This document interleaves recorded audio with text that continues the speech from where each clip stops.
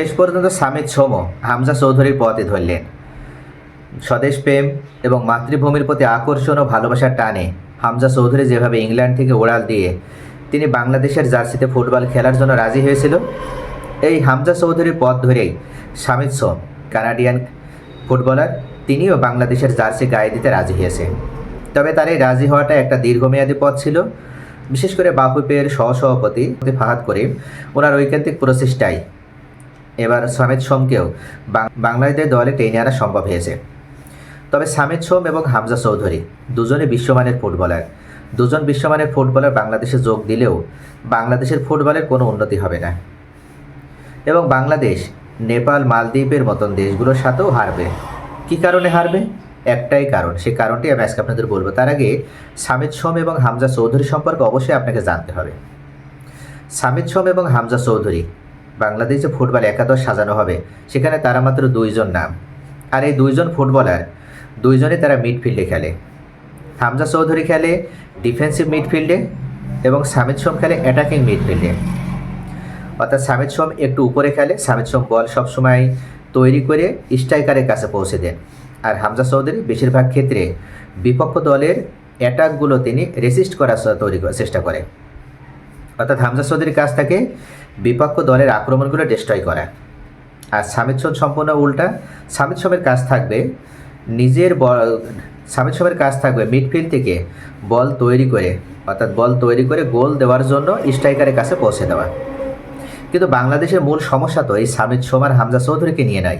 হামজা চৌধুরী এবং সামিদ সোম বাংলাদেশ ফুটবলে যোগ দেওয়ার কারণে বাংলাদেশের মিডফিল্ড এখন বর্তমান দক্ষিণ এশিয়ার ভিতরে সবথেকে শক্তিশালী মিডফিল্ড। কিন্তু অন্যান্য দেশের তুলনায় বাংলাদেশ অনেক যোজন পিছিয়ে রয়েছে মূল স্ট্রাইকারের অভাবে। বাংলাদেশ এখনও পর্যন্ত ভালো কোনো স্ট্রাইকার পাচ্ছে না।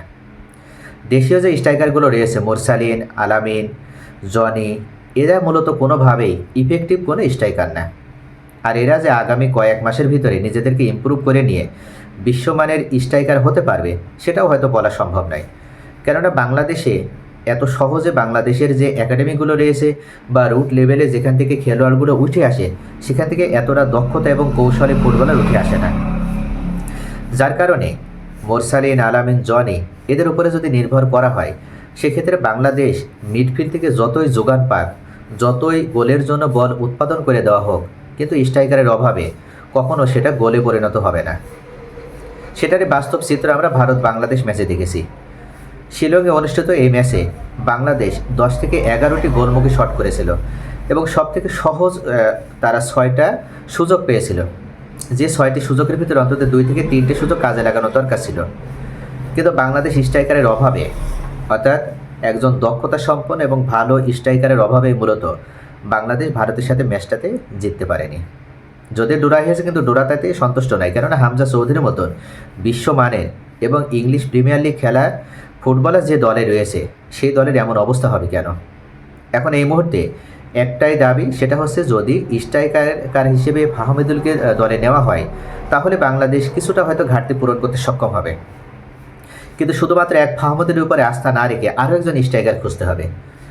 বাংলাদেশ কোচ হ্যাভিয়ার ক্যাব্রেরা উনি যে টিম সাজানো, একাদশ সাজান, সেখানে দেখা যায় যে স্ট্রাইকার হিসেবে 3 জনকে উনি খেলাতে পছন্দ করেন। যখন 3 জনকে উনি খেলাবেন তখন অবশ্যই এই 3 জনের ভিতরে অন্তত 2 জন বিশ্বমানের স্ট্রাইকার আপনার থাকা লাগবে।